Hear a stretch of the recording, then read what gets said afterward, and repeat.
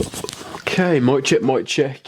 Let's see how everything looks. We're a little bit bright. Let's turn that down a little bit to there. Now one more. Beautiful. So week 2 training, folks. Nutrition. Let's pull up the screen. This should be looking a little bit better quality than the first one. Because the first one I did off the laptop camera, which, let's be honest, is a bit fucking shite. There we go. Yeah, look at the comparison. I don't know whereabouts I've put each camera, but pixelated, not pixelated. The problem is though, you can see my washing in the background. It's a bit annoying. I do also need to sync this. How would I do that? Sound? If I make a loud noise, whoa! I can look at the sound graph then. Anyway, get rid of this. We've probably synced it by now. Beautiful then, guys. So let's dig in. So you should have now gone over your week 1 of our free coaching program. The systemized plan to basically teach you everything you need to know about body transformation, change for 2025, helping you break through plateaus. I don't need to sell it to you because you're already in. I don't need to explain what it is, and I shouldn't need to sell it because it is a free program. So yeah, you're welcome for that. But you should now be a week in. Obviously, our initial week was an assessment week. Basically, the only purpose of it was to get you used to, obviously, using the sheets, get you, obviously, used to, like, using the tools. Let me just grab my little sheet of paper, which has got everything I want to cover today in the training. There's no scripts, like I'm going to go off the cuff, but I want to keep it not too long because I think most often times like simplest is the better. And to be fair, if you can't explain something simply and succinctly, it means you just don't understand it well enough, is what some smart fucker said. But anyway, week 1, using the tools, getting, sort of beginning to build that little bit of a routine of training. Obviously you will have picked one of these plans. Goes without saying, do stay on that same plan, don't swap and change, because that's going to cause all kinds of fuckery for us. Whatever plan you've chose, stay on it. They're all going to work. I could get results, even with more advanced clients or myself, using any of those plans. That's absolutely fine. We should be somewhat familiar with how to use MyFitnessPal, but if you really hate using MyFitnessPal, which you might have done after the first week, we're going to discuss in a little bit later the different systems, the different processes for handling nutrition, because that's what this week is going to detail. It's all based around nutrition, how you can handle nutrition. Goes without saying, when it comes to body transformation, we're probably looking to either gain muscle, lose body fat. We're looking to actually change something about our physique. Without food, you're not going to do that. Food is the fuel. Food is the stimulus to either grow tissue or basically taking away. Food is the way that we pull body fat from the body. I'm going to say it now. The law, it's thermodynamics, right? So obviously, I don't know if you obviously remember like physics at school, or if you talked about thermodynamics, energy cannot be created or destroyed. Energy transfers from different forms, etc., etc. Calories in, calories out is a fundamental truth when it comes to fat loss. Everything else that you hear pretty much is a method or obviously a way of thinking to basically achieve what is either a calorie deficit or a calorie surplus. That is the only thing that matters. I promise you, if you can understand that and just accept that, you'll have an easier time. This way we can guarantee results, because a lot of people will say, oh, well, just getting rid of carbs, eating at different times, intermittent fasting, I'll do carnivore, I'll do whole foods. All of those things, the times that they work is because basically you've either created a calorie deficit, created a calorie deficit. They're all different ways of achieving that. Obviously, when we get into what are calories and the breakdown into like what are like macronutrients, we'll obviously talk about stuff like protein and how we can basically split up those calories into what's going to efficiently give you a result. But for the most part, calories in, calories out is basically the fundamental thing that all of this comes down on. It's not sexy, it's not exciting. I'm not saying eat off a fucking wooden board, eat steak all day, beer a day diet. There's nothing basically sexy about what I'm selling you. It's really boring. But it's because it's real, what I want to do with both coaching and the education is just be authentic, just give you what is the bare bone facts, and then basically give you tools or explain how you can basically then apply that for yourself as an individual, because the fundamental truths are the fundamental truths. Again, there's nothing particularly sexy about it. It's not very marketable. It's been spoke about loads. It's nothing new, because ultimately there is nothing new. I mean, there's obviously new drugs like Ozempic coming out, you know, little things like that. I'm not going to touch on those at any point, to be fair, in the 4 weeks free coaching. Obviously, you know, when it comes to like one-to-one or whatever, we can look at things in more in depth like that. Supplementation, hormone optimization. To be fair, in terms of supplementation, the only thing you need, especially if you're looking to build muscle, is creatine. That's the only one that's for most people worth doing. If you're a lot more advanced and you're looking to bodybuild, maybe you might want to go more in depth. Anyway, I'm waffling. So we've gone over week 1, discussed what you've done so far. Let's talk about the actual data that you've tracked then. Why are we tracking this data? Okay, so obviously we've got your weight, because obviously the way that your weight changes is, you know, a surefire indication that the numbers don't lie. We know if your weight's going up, we know if your weight's coming down. If you're losing weight, we know that you're probably losing body fat as well, if everything's done right. Steps target. Why do we talk about our steps target? What I might really quickly do is, and I'm going to be using the whiteboard a lot through these trainings, because I think it just helps me to put my thoughts down in a place that's easy to understand. Are you able to see that? Yeah, okay. So when it comes to, I mean, let's just give the example for like fat loss, but also like muscle gain. So essentially, it can get a little bit more complex than this, but the other things are such a small percentage change that it doesn't matter too much. So you've got obviously your body weight, right? Now you're going to want that to either go up if you're growing muscle, or you're going to want it to come down if you're losing fat, right? So you've got weights, you've got steps, okay? Basically your activity, and you've also got calories, right? These calories consumed per day, okay? Very simple. If steps goes up, weight comes down. Calories go up, if calories come down, weight goes down. So essentially, body weight, which is the goal, is inversely proportional to steps. So basically the opposite, you know, if steps go up, weight comes down. If steps go down, weight goes up. Calories is directly proportional, right? So these are little complicated terms, but these are basically the 3 variables that we are looking at when it comes to, you know, your body weight changing, okay? The most important things, okay? If you're losing fat, you probably want to increase steps, decrease calories. You can either do one or the other, or a combination of both, which is usually the most effective. Calories is your biggest one, though, to be fair. Like, caloric control accounts for the biggest thing. It might take you like half an hour to get like a bunch of steps. You can basically eat those calories back in no time at all. So I've started the video and I don't have anything to wipe the board with, which is just sick. And I've done all my laundry because I'm an organised person, which means that I don't even have anything to wipe the board with. Oh yes, I do. Beautiful. So that's the first thing to understand, okay? Steps are inversely proportional.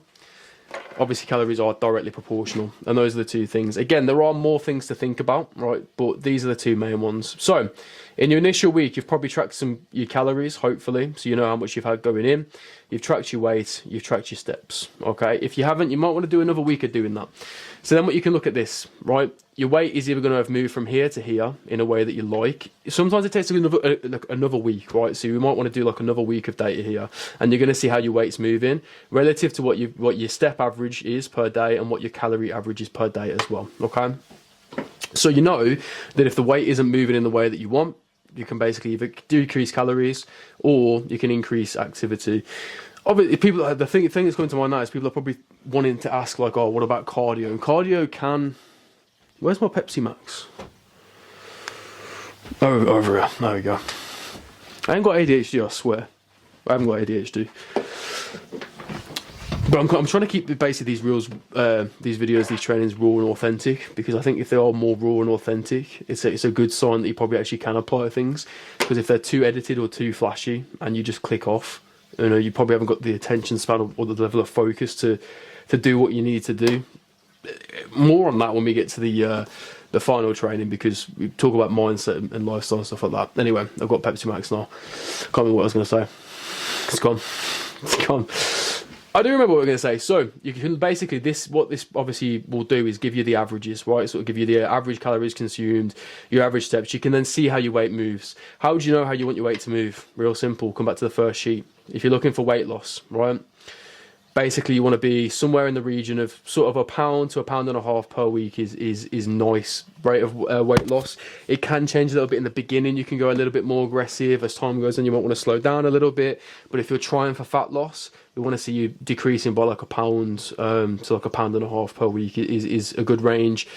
0.5, like half a pound or less, is just a little bit too slow. It's going to take a really long time. It is possible, but personally I'd get fucking bored doing that.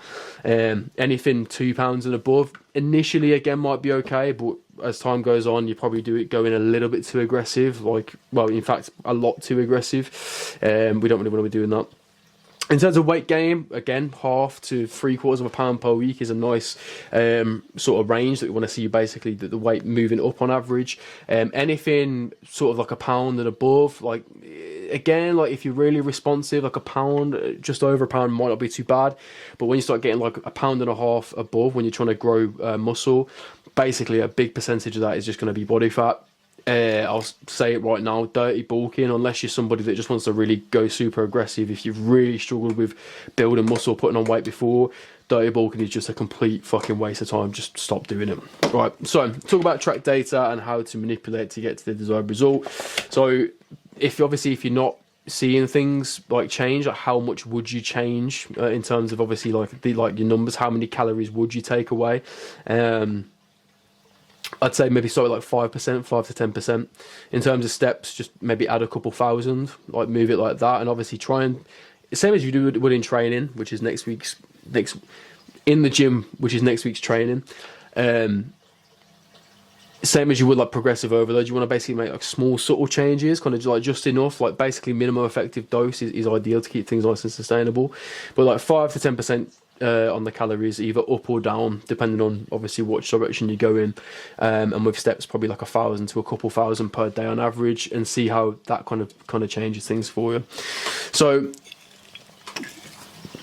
obviously, as it's free coaching, I'm expecting you really to have a go at this yourself. If you are stuck, feel free to reach out. There we go. So we can use Suki as an example because he's a coach and he's given me express permission previously. So obviously with a one-to-one, we'd basically assess this on a week-to-week basis. This is why I'm showing you this, because that's what you need to be doing. Like on a week-by-week basis, you need to be reflecting back on the data, looking, obviously how it's changing, how your weight's changing. Obviously, again, because it's your free coaching service that you're on at the moment, I'm not going to go in and do this, yourself. But basically, you've got to assess each week the way that I would, and keep it to account and take responsibility for it in something that is free and self-led, like what's going on here. Because if you don't look at the data, if you don't assess things on a week-by-week basis, how can you ultimately be sure if it's working or not? What gets measured gets improved is a quote that I live by. Business, for example, I'll give you a little inside scoop into a business tracker, right? So this is what I do with, obviously I did it with training, but this goes for anything in life as well. If you want progress, track the data, I'm doing this for both my own training and for business as well. So it's obviously something that I'm implementing myself, just to give you, basically reiterate that I'm doing the same thing that you guys are doing. Like, I'm not just saying to do this when I don't even practice it myself. What gets measured gets improved. If you're tracking the data, you can look for the trends. And you want to be like, like as much as you can. Obviously, you've got a goal, but you know that there are things that you need to do in order to get to that goal. More often than not, again, this is specifically about training, but in a wider like life sense, try and be as process driven as you can. Meaning that obviously you're gonna have like goals. Shall I show you my 2025 goals? Nah, you might have to. Nah, I'm not going to show you that just yet. But on my 2025 goals board, I've obviously got the things that I want to achieve, but not all of which are entirely in my control, right? There's some like variables that are outside of my control, but what I can control is what I do. So if I want to sign more clients, or if I want to get a good, transformation results, part of that will be, putting out trainings like this. Part of that will be, recording content, giving out value, solving people's problems. I can control the things that I do to get to a result. What I can't control always necessarily is the outcome, but I can do more of the things that I know are conducive to getting that result ultimately. And that's what you're doing here. We know that through like the tracking of these things and taking certain steps, we're more likely to achieve it. I mean, I say it's what we do here. you know, it's an exact science really with training, so that you know pretty much that what you do is going to deliver the desired result, because it's like I say, it's a science approach. So anyway, so we've talked about desired thingy. Yeah, so obviously I want you to do this for the most part for yourself. If you do get stuck, shout me on Instagram. I can take a look at your data for you. Checking photos. Another thing just to remind you on, I will be taking these each week. Take these for yourself, tick them off as a reminder to have done them. Basically, just make sure you stay in this sheet. Just make sure everything's filled out. You know, it doesn't take that long. It can be a little bit tedious.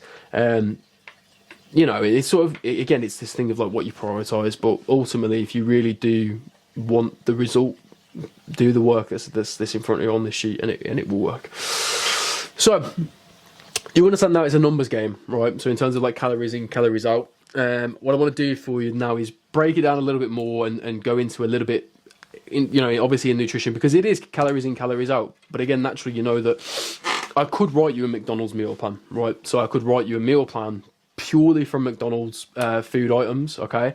Hear me out.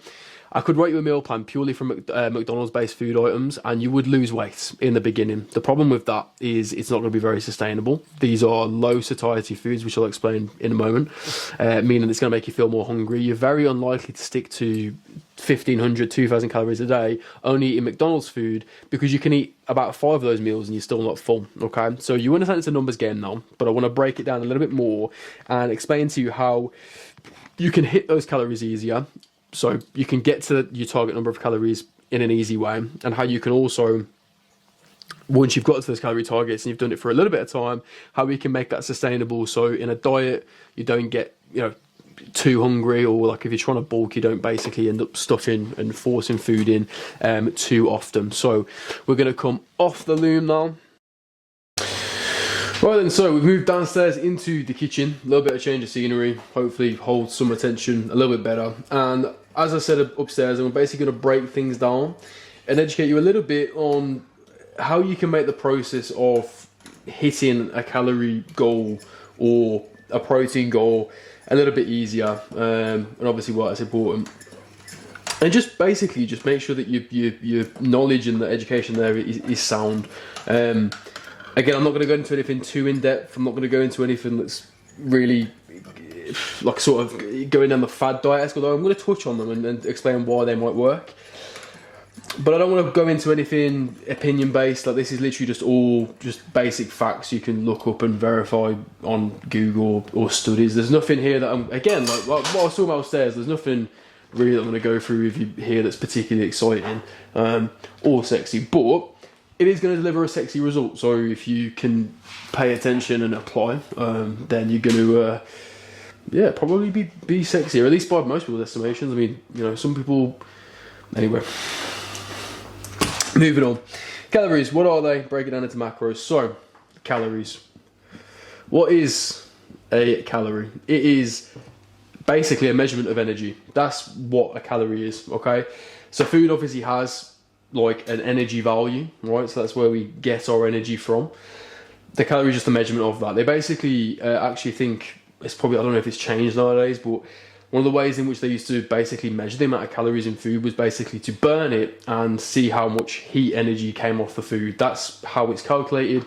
That's what a calorie is. It's a unit it's basically a measurement unit to measure energy in. So, as you know, the total energy value of all the food you consume can be measured in calories, and that's going to dictate whether you increase in weight, decrease in weight, along with all the other variables discussed. So we break calories down into what we call macronutrients. So you've probably heard this before, alongside micronutrients. So our macronutrients are as follows. Let's use a different colour. Carbohydrate, protein, fat. Alcohol actually is in fact its own macronutrient, which is interesting. Carbohydrate, well, if you actually go back to the first sheet on where your program is, it basically tells you what each of those are. That's how we just break calories down, essentially.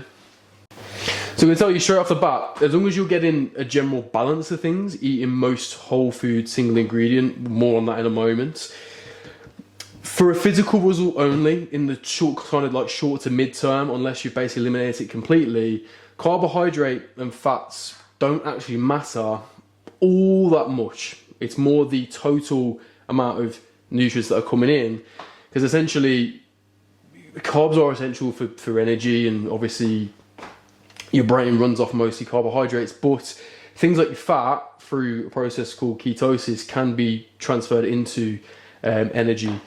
Protein, not so much, especially if you're trying to build some muscle. It can't really be made from anything else. Fat is useful for like hormone regulation and stuff. Get a bit of a balance between these two, but as far as a result go, it doesn't matter too much what these are. We might manipulate them at a later stage to basically squeeze out a little bit more progress, but for most people, even for myself, I don't stress too much about these. I just get a balance. But what is important is protein. How much protein do you need? Super simple. 1.5 to 2.2 grams per kilogram of body weight. Okay, so essentially if you weighed 100 kg, we're going to want somewhere between 150 to 120 grams of protein. Okay, how do you pick where you are in that range? If you want to cover all your bases, you might as well go to 2.2 grams per kilogram of body weight. That's basically going to give you all of the possible muscle growth that you're going to get. It's also going to help with things like satiety. More on that in a moment. You might start here if you've not already been getting enough protein in your diet. It's probably easier initially to change less and get into the lower range, because you're still going to get most of the gains with that lower range. Okay, beautiful. So we can now touch on what a micronutrient is. I'm not going to go into too much detail here because, to be fair, it is mostly out of my scope of practice. I understand the basic essentials, but your micronutrients are as follows. Micronutrient, that's basically vitamins and minerals, okay? So vitamins and minerals. So as long as you're getting a balanced diet, you're probably mostly okay with these things. There's a really good app called Chronometer. If you want to do extracurricular and make sure you're fucking getting the most bang for your buck, I would try Chronometer. You can either go online or download it as an app. Put in what a day of eating might look like for you, or multiple days of eating. Put it into there and see if your food actually contains all of the vitamins and minerals that you actually need. You can go a step further. Most of you aren't going to do this, it's not necessary. You can actually get a blood test to see where your values of these are, and you can assess if you need more, if you need to supplement. Because when it comes to vitamin and mineral supplements, most people are just taking them blind. Like, I wouldn't waste your money on vitamin and mineral supplements unless they've been prescribed by a doctor, or unless you've had it verified that you actually need those things.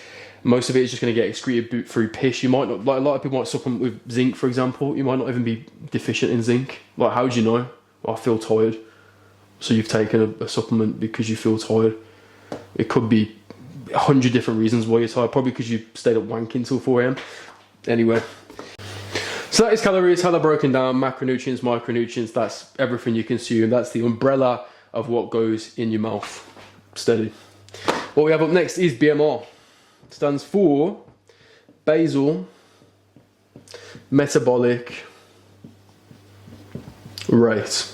Okay, so this is basically, and if you did do your homework and have a look at your sheet, you will probably have already read the definition: energy expended at rest. Okay, so this depends and is obviously different for every person, dependent on a bunch of different variables. Okay, age, height, gender, levels of activity. Well, technically, basal metabolic rate, levels of activity doesn't come into that because that's what you add on after. But it's important that you calculate that. So if you go back onto the previous page, and obviously you've already got now a week of data where you should, in theory, have your calories calculated, your steps calculated, and then you can see basically how that moves your weight around. That's going to be more accurate than what that is, but what you could do is go and put your information in and basically see if that's, you know, and then that might be the calories that you choose to run with, okay? So you use both your basal metabolic rate and then your estimated activity levels. If you go back to the first sheet in your program, it's pretty clear, obviously, how to follow that through, and it will tell you and give you an estimate. And then you can basically use that estimate together with your week of track data to kind of guess where you want your calories to be, okay? And then, again, as we discussed before, we know, depending on your goal, kind of what we want the rate of weight gain to be, what we kind of want the rate of weight loss to be. Obviously, there is main gaming, which is what some people talk about, which is building muscle while staying at the same body weight. Does it work? It can. It can honestly work. I don't like it because A, it's far too slow, and B, it's really difficult to actually understand where you actually are making progress. Personally, I wouldn't main game with anyone unless their goals weren't specific to body transformation. Then I might, because you can still take increases in strength and other things, even if your body weight remains the same, obviously. If you want to run a marathon, you might not need to change your weight. If you're looking to become a better powerlifter, you might not need to change your weight. At some point, you probably want to grow some muscle because muscle moves load. So as I've just basically explained, it's not a perfect science, okay? We can do all the calculation we want. That is the worst handwriting ever. I'm just going to talk to the camera. It's not a perfect science, right? So the calculation that you did on the previous page isn't going to make the most sense. It also changes as time goes on. If your body weight goes up, your BMR, or the amount of calories expended at rest, also goes up. Also, if there's more weight of you to carry around, calories burned per step or level of activity also goes up. The larger the human, the more calories they need. The smaller the human, the less calories they need, if that makes sense. This is why it is important to track, and as I said before, keep reflecting on the data and how your weight is moving. You might not need to track every single day. You might need to take your weight every single day, but at least intermittently, you do need to be looking at that, because the way that you measure progress is through the change in the numbers. It's through the visual. You're probably taking photos as you go. It's important to take that and track the data, not only so you know where you are to make the progress, but it's also evidence of the progress itself. It's both of those things. So you need to track the data, because it's impossible without doing so to just say, if you eat X amount of calories, you're definitely going to grow some muscle. So it might not be as intensive as it is early doors. As you get better at it, you know, it's easier to do. But in the short term, just do the work, track the data, because then you can't, you can't go wrong, basically, unless there is something really wrong, which I hope there's not. So, as discussed before, you're probably A, bulking, or B, cutting. If you still haven't figured that out, fuck me, what were you doing week one, okay? You're probably doing one or the other, right? So, basic, what did I call it? Basic advice. I don't need to write that out at the top. So on one side we've got bulking, and one side we've got cutting. And again, just to reiterate, most of you will be doing one or the other at different levels of intensity or levels of aggression, because that's the fastest way from the physique you've got now to changing it. You've either got a load of body fat that you want to shift, or you either basically need to build some size. If you're actually unsure of which one of these you should do, send me the information or send me the check-in photos if you want. I could explain, you know, obviously you probably know for yourself what areas of your body you want to change. If you've got love handles, you probably want to get rid of some body fat. If you've got skinny arms that don't, you know, fill the sleeves, it's an oversized t-shirt, okay, before you jump on that. You're probably going to want to bulk, sorry. But basic advice, so let's use a different colour pen, you know, just because life's too short to sleep deprivation. Right, anyway, cutting, bulking. So basic advice, first thing is satiety, right? If you're dieting, you really want to be doing everything you can to improve how full you feel. So what we want to choose is high satiety food. Satiety basically just meaning how hungry, well, basically how filling a food is. You can go online and there's actually satiety graphs, so you can basically fill your diet of more of these things, and then again input it to the point where it fits your calories and your macro targets. Basically, an easy rule of thumb is something that's like basically low calorie to gram ratio, has a lot of fibre in it.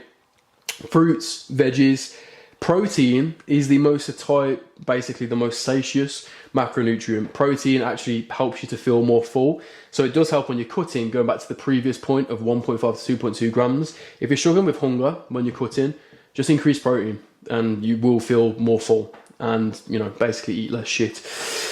On bulking, we can choose lower satiety foods if you are struggling with getting the food in. So this can be oils, higher fat content meat, nuts are another good option. You know, sort of high calorie density stuff. Obviously now for both, and this is, you know, basic advice because I'm not really going to come on here and tell people to eat junk food. What even is that? It's probably best for you across all metrics of both health and performance if you eat a mostly whole food, single ingredient diet. Does that mean that junk food is bad? Does that mean that you can't have some balance? No, it's not. You know, it's the dose that makes the poison, right? So even, I suppose, what you could call like heavily processed food isn't necessarily bad. It depends on how much of the bad things in there you get in, because you drink too much water. There's an LD50 on water. If you don't know what LD50 is, it's basically the amount of a thing consumed where half of the people that consume that amount of things are dead. So even water, which is good for us, has an LD50. My point being, it's the dose that makes the poison. But if you want to cover your bases, get good nutrition, really for both of these approaches, you want to be going mostly whole food. Save your junk food for your socials or your off plans or times that you enjoy it. It doesn't mean that your food has to be boring, because on both sides, it does help if you spend a little bit more time and energy basically on your food. And, you know, when we're cutting, so obviously we want activity to go up, okay? That implies that basically we want, when we're bulking, activity to go down. Not entirely. We want to basically hit the healthy amounts. So if you actually go online, there is a guideline on the amount of cardio or whatever. You'd still be active during your bulking, right? Don't just completely just cut steps out. Don't become a slob, because you want to, first of all, stay healthy. The healthier you are, the better your performance anyway. You also want to obviously help with like things like digestion. If you're not getting very active, or if you're just sitting on the sofa, you're right, you know, your digestion isn't going to be good. So activity wants to go up in cutting, mostly in the form of steps. You know, to a point where you're running out of time. You can obviously add cardio if you want.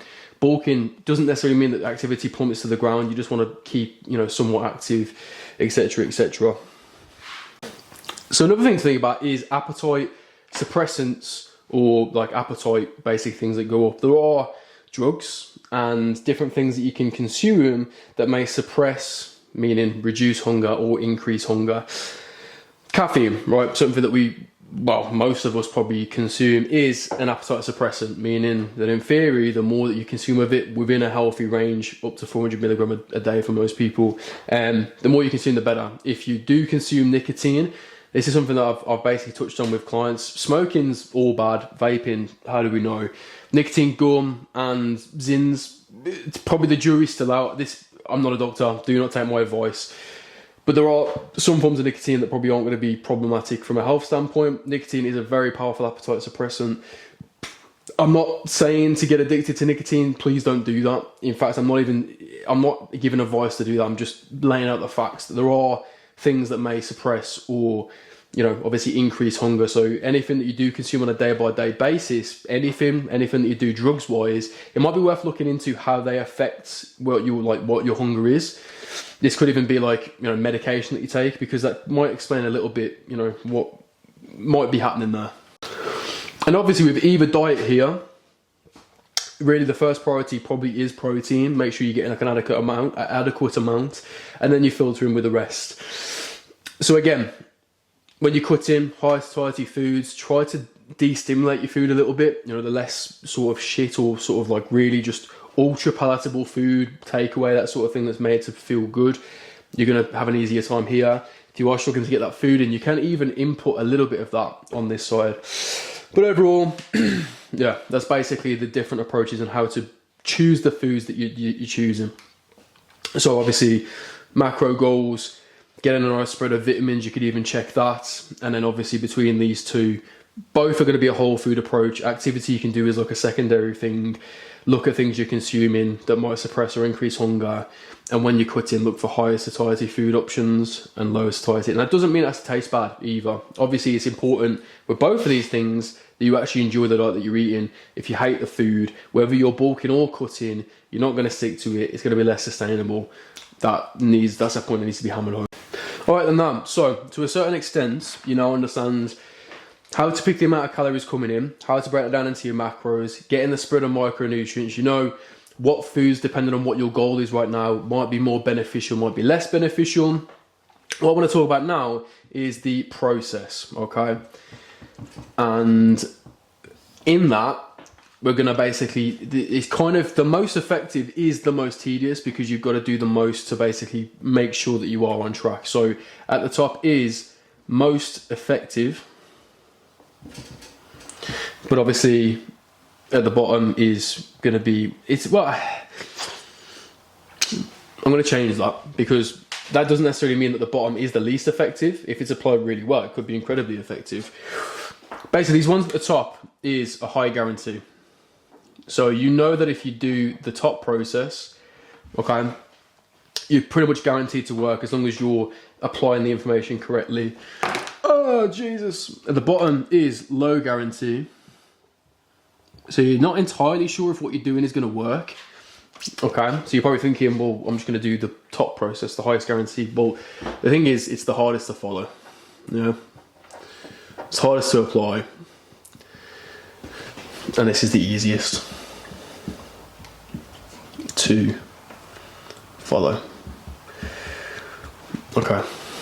And whether it's hard or easy to use is really going to depend on the level of priority that training is for you right now. Again, if I've got a client that wants to bodybuild, I'm probably going to have them tracking, following a perfect meal plan, because they're willing to put in more time and energy and effort. This isn't going to be one of those, well, if you wanted it that bad, you just do it, which is true. If you want it, then you just need to do the work to do it. If what you're doing isn't working, put more time, energy and effort in. However, there will be a balance here between how much of a priority is for you, whether the progress you're seeing you're happy with, kind of where you want to be on this scale, and how much of a commitment this training is. Because genuinely, getting a result can just take a few hours a week, right? It can be super easy to do.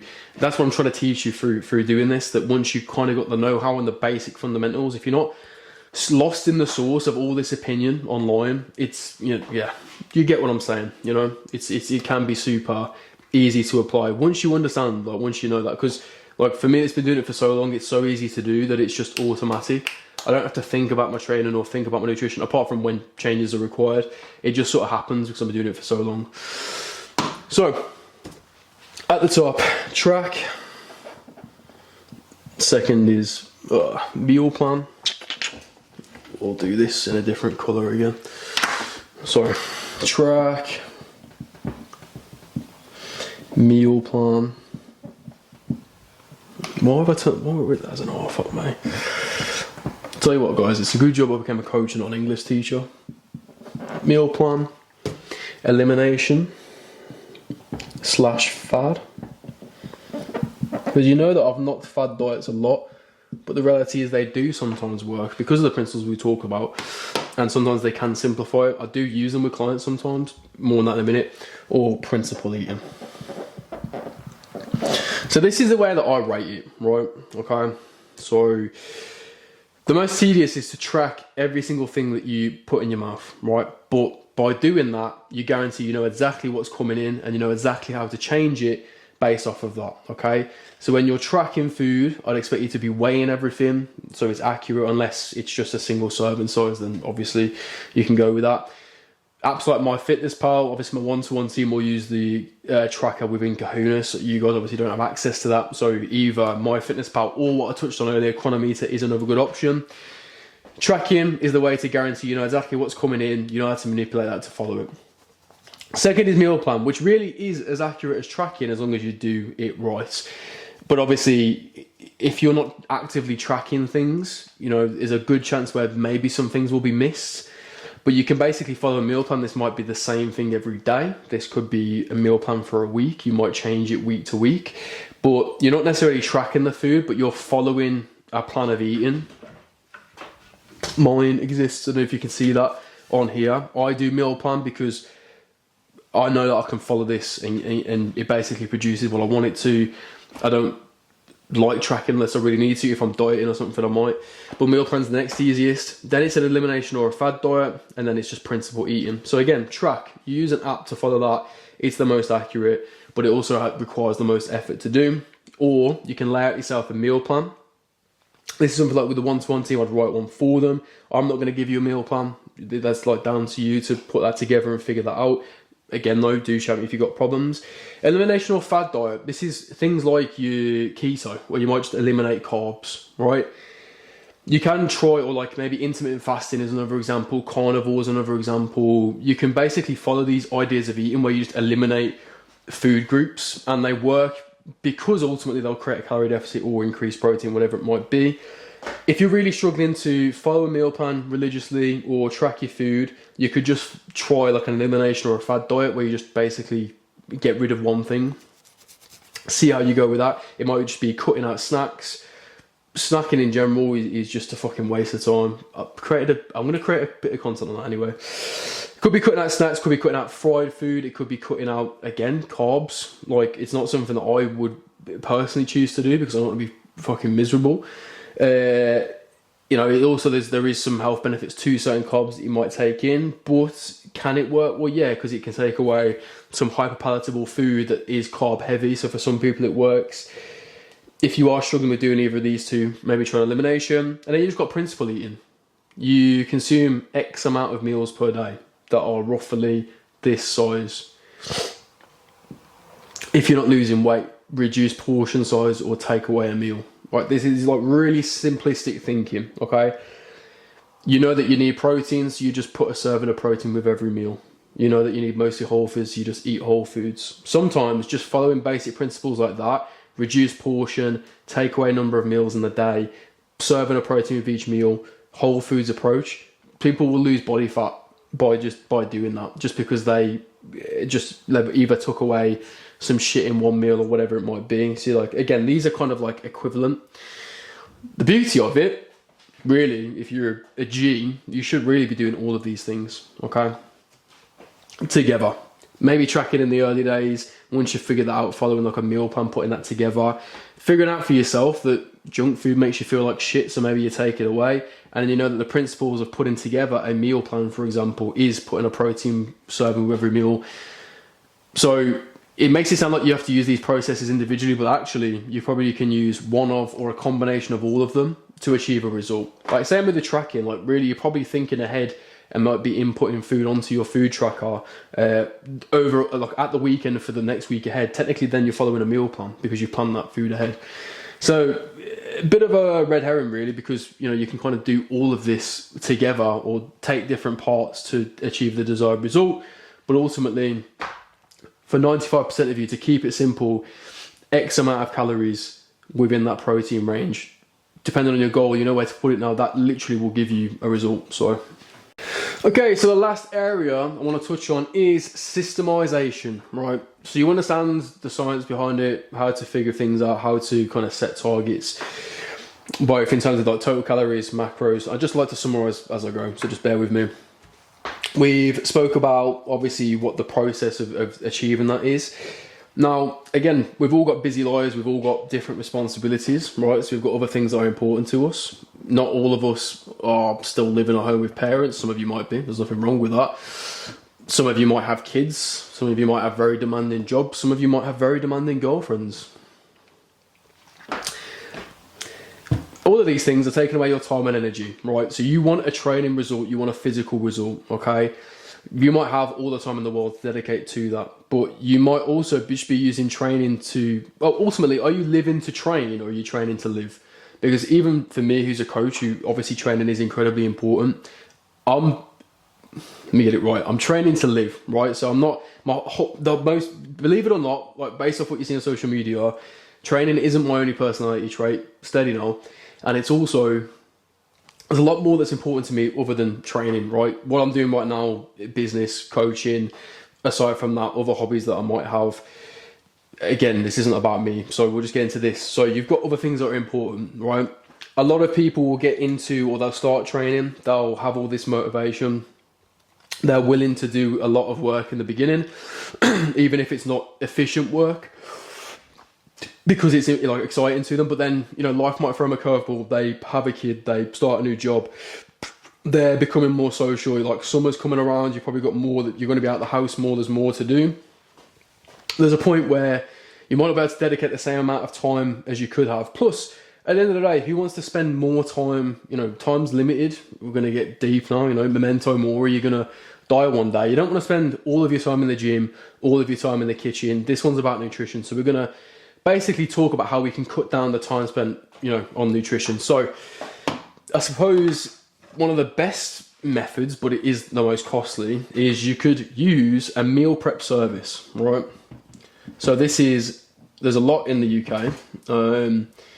Speaking of, my housemate and best mate, I don't want to say housemate because he's my best mate, uses Simmer, right? So this is a company that he will just order food from once per week. They obviously prepare it for him. It's pretty healthy food. He doesn't have to like lift a finger in terms of cooking the food, right? So meal prep service, if you can find one that is in line with like your caloric targets and whatever, you know, it's a good shout, but it is super expensive. So if you don't have the money, the next thing instead of a meal prep service is just to, oh, hold on, I can do a little something here. Hold on, steady now. Meal prep service, the next thing is to meal prep. Let's see what I did there, just cross the fucking word out. Anyway, if you prepare all your own meals, okay, and you can do this ahead of time, you can save yourself some time and money, right? Because you're not buying food out, you're not buying just random shit food, you're preparing it yourself, you know what's going into it, you know, it's a good way of doing things, right? So how do we meal prep efficiently? There is so many different ways you could potentially do it. Back when I first started training, I was cooking every day. If you're cooking every single day, right, to be fair, meal prep obviously works if you've got a meal plan in place because you know what's coming. What I will do when I basically write out a meal plan is I split the meals or the food on that plan into two sort of groups, right? You've got on one side food that can be prepared in 5-10 minutes or less, and on the other side you've got food that can't be prepared in 5 or 10 minutes or less. The stuff that takes longer is going to take more than 5 or 10 minutes to prepare. You do not want to be doing that every day because that's just going to eat into your day, unless you really enjoy cooking, if that's part of your relaxation. If you're part of a family, for example, you might actually prepare food every single night, you know, and that's perfectly fine. But if you do find that you're spending too long in the kitchen, we want to start meal prep. So when it comes to meal prep, obviously before I was like prepping every single day, then I was like, well, actually, if I prepare in advance, I spend less time. So I was prepping basically in 3-day intervals. So I'd prepare 3 days of meals. Now what I do, then this simplifies this way down, is I online food order once per week, okay, through Amazon, and they're really quick and speedy. Bearing in mind I've got quite, you know, I don't know what it works out at today, but my caloric needs are quite high. I'm active and I'm fairly heavy for like my size. I spend, I think it's probably around £150-160 a month, and that's eating a lot of food, and that is good quality healthy food as well, and that's all done through like an online food shop. Most people are spending way more than that because they're eating out quite often, getting meal deals like every day. Most people are spending a lot more than that. So it can be cheap. You do it once a week. You can cook off your entire week's worth of food, okay? Then what you can do is you can either like freeze all of it, pull it out when you need it, or for the next 3, like generally most cooked foods will last 3 days in the fridge, in the freezer. I think it can be like for months at a time. Check all of this on Google. I don't want to give anyone food poisoning. But the easiest method I've found at the moment is literally just obviously online food shop once a week, prep once a week. If you've got a big freezer, you can go a step more than this and prep like a month in advance, or a couple of weeks in advance, or 3 weeks in advance, whatever kind of works for you, and you can cut down your time even more. Like this literally can take, it's like 1 to 2 hours a week on food. That's it, and it's cheap. So in terms, from a monetary standpoint and a time investment standpoint, it's cheap to do this. But yeah, I potentially wouldn't do too long in advance because you might get bored of the food. Again, we want this journey to be sustainable. If you don't enjoy the food that you're eating, as I said before, you're less likely to follow that diet. So if you got money and you want to save some serious time, meal prep service, you could also, what did I type it? Food diary, food order. Why didn't you guys tell me that? I wrote diary instead of order. And nobody told me. Knobheads. Food order once per week. Prepare a week in advance. Meal prep. Other ways of doing this, again, you could just track each day and hope for the best. I did used to do this back when I was a kid and I had no control over my finances. I say a kid, I was like 18 to 19 and had a job. So I did have control over my finances, but I was a fucking idiot. So I didn't have control over my finances. You know what I'm saying? Some of you might relate. I track each day, hope for the best, and I just aim to hit for the targets. It does work, but it's just quite stressful. And also, again, talking about trying to systemize things, you want to be doing this to take away stress and take away decision making, because if you've got too many decisions to make on a day-by-day basis, you run into something called decision fatigue. You're having to use a lot of willpower day by day to make the right choices instead of just following something. So I wouldn't track each day, but what you could do is, which is better, is track in advance. Okay, so if you don't want to follow a meal plan, you don't want to follow something that is too structured, you want some serious flexibility, you can think forwards of like, oh, what do I want this week? Oh, I fancy steak and eggs, right? So instead of having to follow the meal plan that's already laid out for you, eat the food that's already thingy, you can basically track that food, then go and get that food, and you can do it on the fly. Okay, that's the flexible approach to eating. You can do that. But again, I think about basically when it comes to the systemization of the food, and something I need to touch on actually as well is the routine of eating, because that's quite a key one as well. So you've got these factors, right? Ultimately, you've got how are you going to get the food? If it needs preparing, when will you prepare? When will prepare? Oh my God. So how are you going to get the food? When are you going to get, when you're going to get the food, when, if or when does it need preparing? And then you've got when to consume, when to eat, and also how to store, I suppose. So I want you to really sit down and really deep these questions. Again, there's so many different ways of potentially doing that. What I've just spoke about is only a few things. To be fair, something that I should have touched on earlier as well is, as a general rule, the more often you eat, the more you're going to eat. The less often you eat, the less you're probably going to eat. Right, so that's where intermittent fasting comes in. If you're struggling to get food in, try eating smaller and more frequently. If you're struggling with overeating, try and eat less and in bigger portions. But as it pertains to systemization, how and when are you going to get the food? If and when will you prepare it? When are you going to eat it? How are you going to store it? So you need to answer these questions, okay? And think any way of how you could simplify it, right? So instead of going and getting food multiple times per week, just do it once per week. Instead of preparing it multiple times throughout the week, prepare it all at once, save yourself some time. When are you going to eat it? Think about when you've actually got time to sit down and consume the food, and how you're going to store it. It answers itself. Okay, so in theory, that is everything in a fundamental sense that you need to know about nutrition when it comes to body transformation, okay? So, obviously in week 2, I want you to now obviously address that, apply some things. Again, you probably got a good idea after your assessment week whether you need to be eating more, whether you need to be eating less.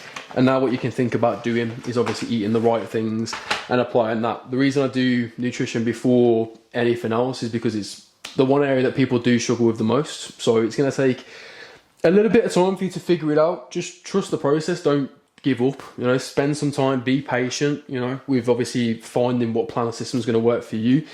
If circumstances change, you have to find a new system. Don't just think, oh fuck, like you know, can't be bothered. Or if it feels like you don't have the time or the energy to do it, make it more efficient. Like there are ways you can do that. Again, as always, I'm always available to message if you do need it. You're heading into week 2. You've got 3 more weeks of this. Next week, we're going to discuss everything on the training side of things. And the week after, we're going to talk about lifestyle mindset. So that's what's left to come. All right, I'm going to stop waffling now. I don't know how long this is. I feel like this was less than an hour. It might even have been more than an hour. I don't know. But if you stay till the end, you're a real one. So, good luck. Oh, and obviously, after you've watched this, do let me know how you're kind of getting on, if you've got any struggles.